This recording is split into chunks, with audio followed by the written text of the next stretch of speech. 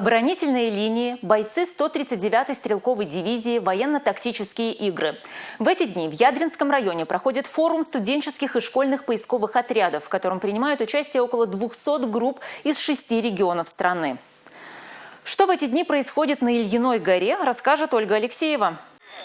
Место форума, территория возле села Ильина гора, было выбрано не случайно. Здесь проходят границы обороны Суры. Известно, что на историческом месте сохранились предметы и вещи, оставшиеся со времен Великой Отечественной, и обломки здания. В числе юных поисковиков активисты из Чувашии, Архангельской области, Удмуртии, Республики Мариэл и других регионов. Ребята 5 дней живут на поляне в палатках. Такой режим не новшество для молодежи. Им нравится взаимодействовать на свежем воздухе, обмениваться опытом и получать новые знания. У нас занятия, археология была, антропология, военная археология. Там нам рассказывали про различные гранаты, боеприпасы. В форуме принимают участие эксперты из разных уголков страны, сотрудники Чувашского национального музея, которые рассказывают об организации поисковых работ, найденных экспонатах и их правильном хранении. Поисковые отряды, так же как и музеи, несут для себя одну миссию – сохранить, показать, передать историю потомкам.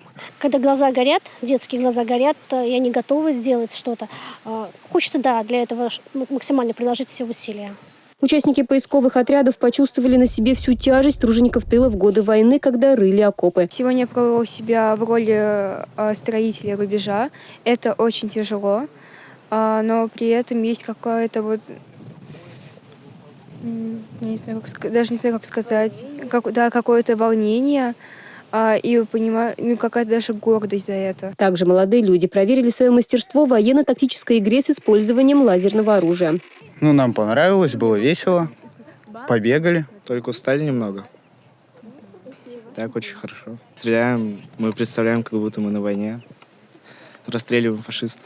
Форум продолжается. 2 июля пройдет историческая реконструкция боя 139-й стрелковой дивизии, которая была сформирована в 1941 году в Чувашской республике. Будет применена военная техника и оружие 41-42 годов.